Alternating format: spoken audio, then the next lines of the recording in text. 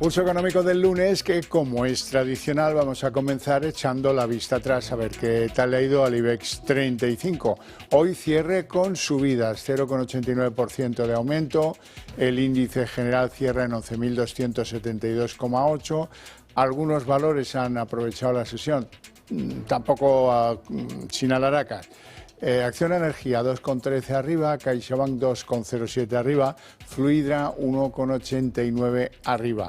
Y en el lado del rojo, donde preponderan las ventas, Puig, la recién llegada al IBEX 35, se deja 1,89, Naturgy 0,35 y Telefónica 0,19. Y a continuación les voy a adelantar algunos de los argumentos que estoy seguro les van a interesar en nuestra tertulia de análisis económico, esa que mantenemos aquí cada tarde con los mejores expertos para que a ustedes no se les escape un detalle. Bueno, y en nuestra tertulia hoy pues tenemos que hablar del informe Draghi. El informe Draghi advierte, se lo encargó la Comisión Europea, Ursula von der Leyen, pero bueno, él advierte de algunas cosas en las que todos estamos de acuerdo. Hay que ser más productivos, por eso tenemos que dar un paso hacia adelante, opina Draghi, en la reindustrialización de Europa, en el peso tecnológico de Europa versus Estados Unidos o China y en cómo proporcionamos para hacer esos dos pasos estratégicos capital. Y ahí ya empieza a haber más discrepancias, porque la propuesta de Draghi es, oiga, deuda, 800.000 millones más por año y esto lo emprendemos, bueno, y claro, no parece que esté el horno para esos bollos. Y en segundo lugar hablaremos de la holding aérea IAG, de la que cuelga entre otros Iberia.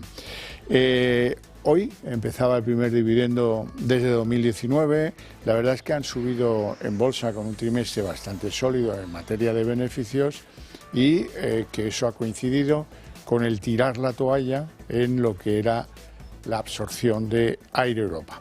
Bueno, y dicho esto, les presento a nuestros invitados hoy, don Juan Iranzo, catedrático de Economía Aplicada y director de Armadata. Muy buenas tardes. Yo encantado de estar una tarde más con tan grata compañía, con todos ustedes y con asuntos tan atractivos como los que vamos a tratar. Para nosotros también es un placer. Don Miguel Ángel Cicuentes, muy buenas tardes. Buenas tardes. Vicepresidente de ASEAFI y consejero de Eurohispana Opciones SICAP. Muy buenas tardes. Vamos a ver cómo ha empezado el IBEX hoy, cómo han visto ustedes la sesión, al final en tono pues casi un 1% de subidas, no ha estado mal, ¿no? Bueno, no está mal, pero o sea, yo la semana pasada lo que dije fue que, que había que andarse con ojo, que estábamos en zona de máximos y que yo lo que veía es que podían venir ciertas correcciones. Y la semana anterior ha sido de correcciones, sobre todo en el mercado estadounidense, S&P, Nasdaq. Hay que andarse con ojo, septiembre no es un buen mes y las perspectivas hay ciertas dudas al respecto, aunque vengan bajadas de tipos próximamente. Pues efectivamente, la buena noticia que está descontando la bolsa, en primer lugar, es que van a bajar los tipos de interés. También probablemente tiene en cuenta que los resultados empresariales en algunos sectores, por ejemplo en banca, eso pueden ser buenos y eso también tira. Pero por otro lado hay que tener en cuenta que hay más que noticias, rumores que van justo en sentido contrario, porque evidentemente también lastran la posible subida a la bolsa, esa posible, como vamos a ver luego, retroceso, ese posible retroceso de la economía europea, esos problemas como se están poniendo de manifiesto con Draghi, etcétera, y sobre todo incluso también los problemas para el crecimiento en Estados Unidos, como también se ha hablado y que también ha sido cotizado en la bolsa. Por tanto, yo creo que hay una serie de factores que hace que las bolsas se deban de mantener estables, pero no da para mucho más subida, por lo menos durante este mes. Hablaremos después, si les parece bien, de la eurozona y de los datos que parecen ser preocupantes en torno a la eurozona, para adelantar la gran novedad de hoy, que ha sido la entrega del informe de Mario Draghi, el que le había pedido Ursula von der Leyen.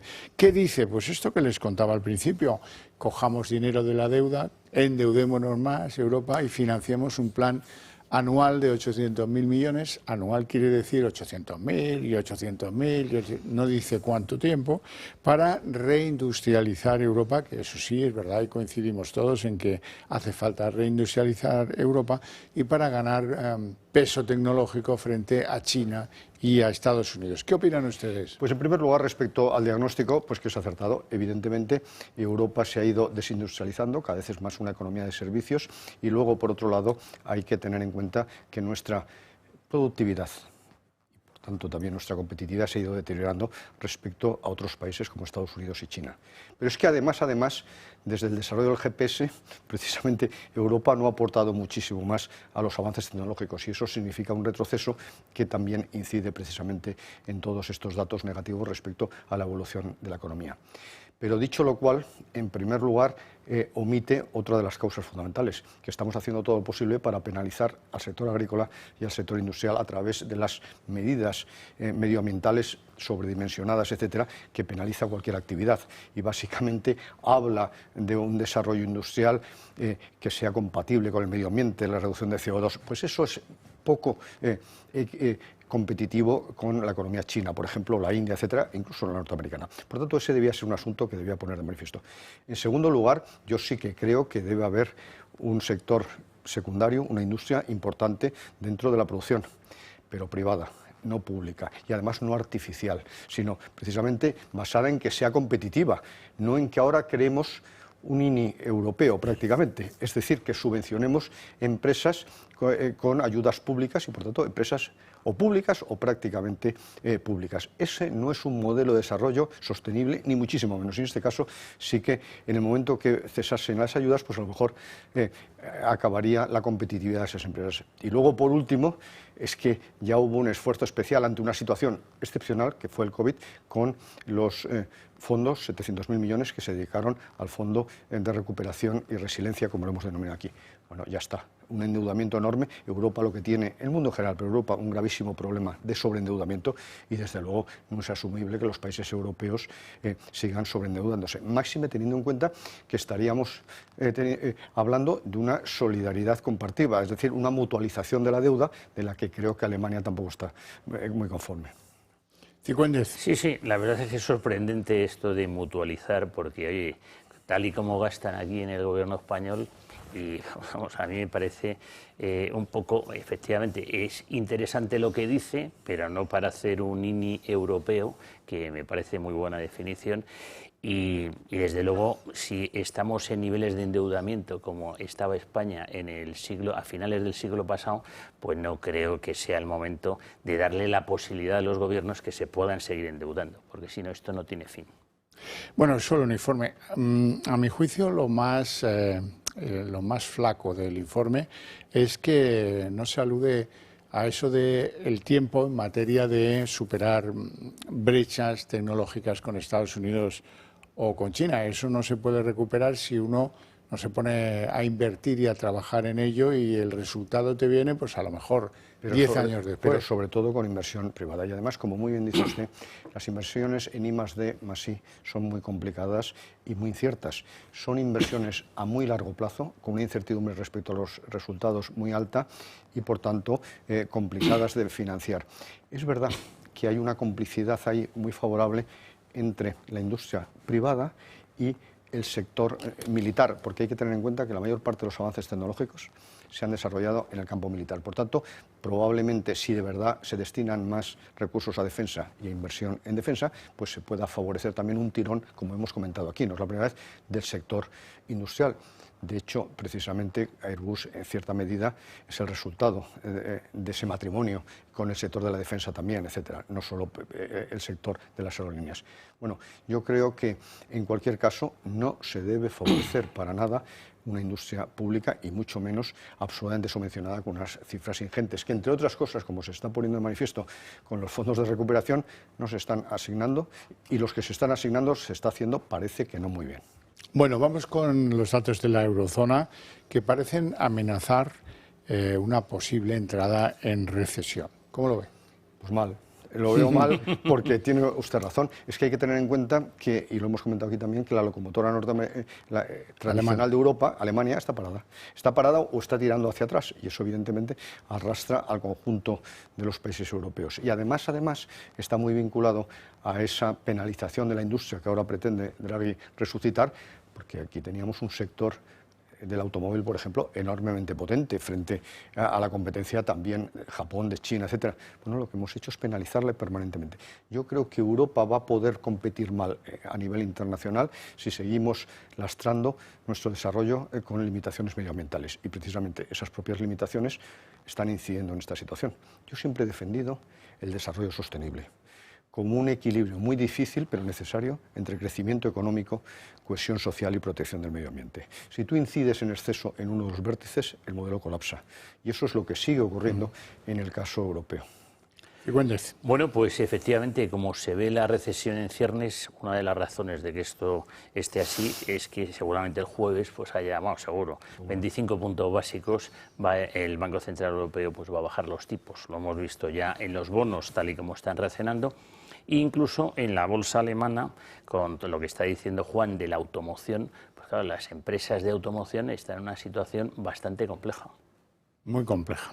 Sí, bueno, vamos con algún nombre propio en la bolsa española, IAG, que da el primer dividendo desde 2019 y que ha subido en bolsa después de un trimestre muy sólido, en pequeños avances, después de que anunciara beneficios y después también de que tirara la toalla para hacerse con Air Europa. Bueno, pues efectivamente es un valor que aquí hemos comentado en muchas ocasiones y hemos dicho que estábamos comprados y que nos gustaba y que puede seguir teniendo recorrido al alza. Ahora está en una zona de resistencia, pero la predisposición es alcista y bueno, los números del turismo son impresionantes, con lo cual, desde luego, de todos los valores en el sector turístico, este es el que más recorrido tiene, porque los otros, AENA, Amadeus, ya están en zona de techo y el recorrido pues yo creo que es más limitado, y Meliá pues está en una zona correctiva. Así es que IAG, ¿no? Sí, IAG, quien las tenga que las mantenga. Entrar ahora yo me esperaría, ya sabes, yo soy muy prudente. Sí, efectivamente. Desde las Torres Gemelas y otros acontecimientos posteriores, sobre todo el COVID, se ha reducido enormemente el número de viajes de trabajo por negocios, y de hecho en las videoconferencias pues están supliendo precisamente esos viajes. Sin embargo, la gran expansión del turismo se está produciendo a nivel internacional. Hay que tener en cuenta que se trata de un servicio, en este caso una demanda muy vinculada al nivel de rentas. Se está aumentando muchísimo el nivel de rentas y se estima que cada año viajan ya más de 1.100 millones de personas, por tanto un porcentaje significativo de viajes. Evidentemente una persona suele viajar varias veces y en este sentido es un sector con un enorme recorrido, el turístico, y por tanto todo lo que está vinculado al mismo. Hay que tener en cuenta que una parte muy importante de los viajes se hace por vía aérea, sobre todo los transcontinentales, etcétera. Por lo tanto, es un sector que tiene bastantes posibilidades y que probablemente ha eliminado una duda a los inversores, que es la compra de Europa. Pues sí. Bueno, vamos con Puig, que es la hoy líder en caídas, que lleva pues una mala racha desde que arrancó en bolsa, probablemente porque sus expectativas eran demasiado exageradas, ¿no? Lo de hoy un rejonazo más. Bueno, un rejonazo, quizás salió con múltiplos muy exigentes, no lo sé, no soy experto en ese tipo de valoraciones, pero yo lo que sí sé es que por análisis técnico, cuando se rompe zonas de soporte, lo que hay que hacer es salirse y esperar a entrar cuando ya el valor ha corregido y ha generado señal de compra. Ahora ha generado señal de venta, entonces es mejor estar fuera en este momento. No es un buen momento para el sector europeo del lujo, ¿eh? Ni muchísimo menos, porque Louis Vuitton, que era el líder bursátil, pues también se ve claramente penalizado. Es curioso porque el lujo suele tener éxito, le va bien el sector del lujo tanto en las depresiones como en las épocas positivas. Pero ¿qué puede haber ocurrido últimamente? Que se está penalizando enormemente a los supuestamente ricos, y eso puede estar incidiendo en parte de su consumo, entre otras cosas, para no hacer ostentación, etcétera. ¿Quién va a comprar ahora ya un Lamborghini, por ejemplo? Ah, no, sí, no. Oye, pero Puig es barato, ¿eh? Sobre todo después de lo que ha pasado antes de empezar el programa, decía don Miguel Ángel, esta mañana ha salido de casa, ha intentado arrancar el Lamborghini y se le había jorobado la batería. No, es otra marca, no es la Lamborghini. Pero es un deportivo descapotable en cualquier caso. Bueno, pero entonces, ¿qué ocurre segunda mano, en el caso de Puig? Que es verdad que salió con grandes expectativas, precisamente precisamente porque todavía se consideraba que el sector del lujo tenía un gran recorrido y se esperaba grandísimos resultados. Y estos no se han cumplido, pero en cualquier caso no justifican la caída que se ha producido últimamente. De hecho, me ha recordado muchísimo a Nvidia la semana pasada. ¿Por qué? Porque no cumplir un objetivo de margen con una caída del 12%, una crueldad del inversor tremenda. Brutal. Por tanto, probablemente lo que está buscando el mercado es noticias para incrementar la volatilidad. Es la única justificación que hay, porque también estamos metiendo incluso a Estados Unidos en casi recesión, o a China, como luego comentaremos, etcétera. De tal manera que cuidado a las noticias, hay que depurarlas y cuidado que cada vez más en el mundo en el que nos estamos moviendo, las fake news tienen su importancia y generan gravísimos problemas. En cualquier caso era lógico un ajuste, no se han cumplido las expectativas, pero ni muchísimo menos en el caso de Puig ni en el caso de Nvidia de la magnitud que se produjo. Bueno, les voy a contar una película que se hace memoria, ya la han visto. El presidente de Correos, Pedro Saura, que por cierto es de Torre Pacheco, Murcia, dice que Correos va a lanzar su propia banca en 2025 con los valores de Caja Postal. Algunos se acordarán, incluso es probable que se acuerden de Deutsche Bank, que trabajó en Correos en la banca y que eso se fue todo a hacer puñetas. De modo que esta película ya la hemos visto. Lo que debemos preguntarnos todos es si con eso va a perder menos dinero Correos o va a perder incluso más. Yo creo que más, por una razón muy sencilla, porque la situación bancaria en España no tiene nada que ver con aquellos tiempos. Yo conocí de cerca precisamente Caja Postal porque uno de mis maestros, mi gran maestro intelectual, Jaime Requeijo, fue consejero delegado de Caja Postal durante cierto tiempo. De tal manera que qué características requería precisamente en ese momento el cliente bancario. La proximidad física de la oficina. Y de hecho eso provocó que España llegara a tener una densidad de oficinas de una oficina por 900 ciudadanos, eso casi 42.000. Se lo ha cargado Internet. Claro, Internet lo ha por tanto, esa era la ventaja que tenía, precisamente, la ventaja competitiva que tenía Caja Postal como entidad financiera y que por eso lo compró el Deutsche, que estaba cerca prácticamente de la totalidad de los españoles. No había ninguna entidad financiera que tuviera esa capilaridad. Pero es que esa demanda ha caído y, por tanto, si lo que quiere es revitalizar la institución financiera dentro de Correos, eso le va a costar una inversión muy importante que yo no creo que se justifique. Por tanto, desde el punto de vista estratégico, la salvación de Correos va por otro sitio. Probablemente no lo han encontrado, reducción de costes, pero no por la vía de una entidad financiera que ya no responde a los requerimientos actuales. Cifuentes. No, yo simplemente me quedo sorprendido, ¿no? Y no sé la capacidad que... La verdad es que me tengo que estudiar bien la noticia para terminar de entenderla. Pero vamos, yo creo que lo ha dicho Juan, es bastante claro. No digo entender la viabilidad que puede tener ahora mismo una nueva Caja Postal. 2.000 millones, ¿no? Perdió el anterior presidente, amigo de Sánchez. Y efectivamente, uno de sus íntimos amigos, pero es que tampoco se encuentra la línea adecuada, porque evidentemente es una situación complicada y que no puede dar lugar a los sobregastos que se han producido, etcétera.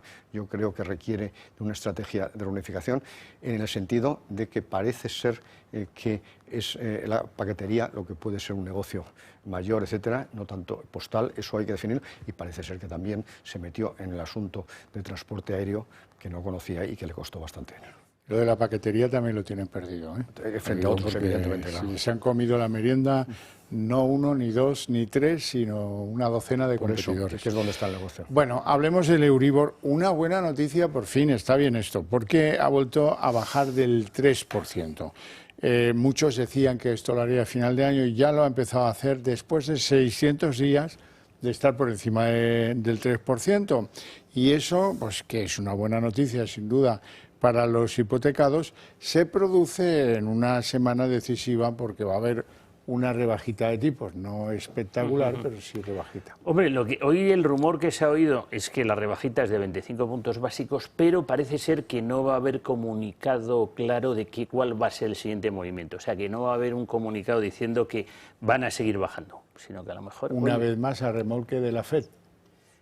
Bueno, curiosamente aquí empezamos antes que la FED. La FED esta vez no se crea que se han equivocado más ellos, porque ellos van, como dicen, behind the curve, o sea, por detrás de la curva. Digo la FED. Curiosamente aquí fuimos un poquito por delante y ahora, pues claro, como hemos ido por delante ya serían 50 y a lo mejor ¿cuál es el siguiente movimiento? Pues ninguno.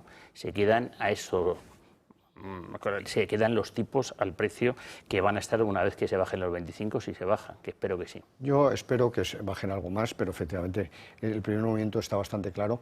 En este mes de septiembre muy probablemente la FED baje medio punto, me atrevo a decir medio punto. Es verdad que los tipos están por encima y que además no ha iniciado precisamente ese cambio de ciclo, ese inicio de la bajada de tipos de interés, del descenso de los tipos de interés. Por tanto, 0,25 para la FED y 0,50, perdón, y 0,25 por el Banco Central Europeo.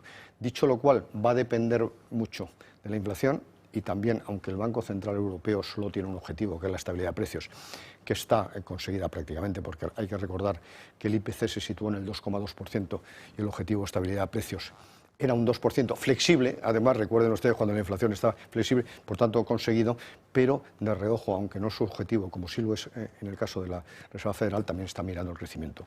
Y ante las expectativas de una posible recesión, pues a lo mejor continúa bajando los tipos, claro.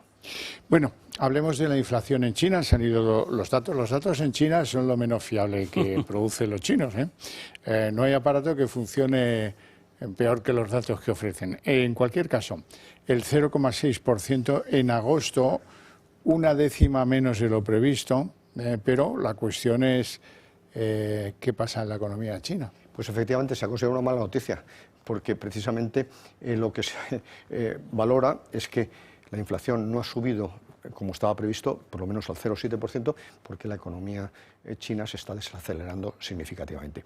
Hay que tener en cuenta que el año pasado creció el 5,5%, que en el primer semestre de media creció el 5%, pero con una clara desaceleración que parece ser que se está produciendo también en este tercer trimestre. Hay que tener en cuenta que la economía china tiene varios problemas estructurales profundos.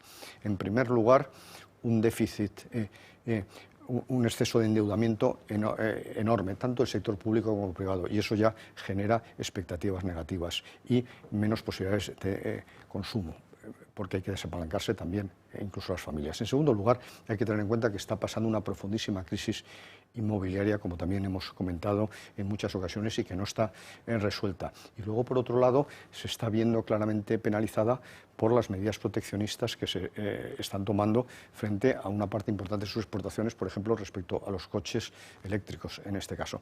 De tal manera que esa demanda externa no está siendo compensada con una demanda interna suficiente, que es lo que podría haber tirado del crecimiento. Por lo tanto, clarísimamente se está viendo una desaceleración de la economía china, que se manifiesta también con la evolución de la inflación muy moderada.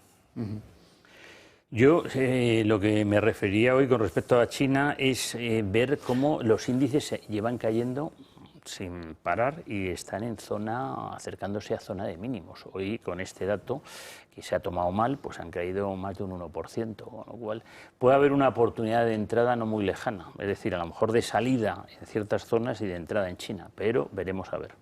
Veremos a ver, como dice usted. De momento no, hay que esperar. Bueno, para que vean que aquí hablamos de todo.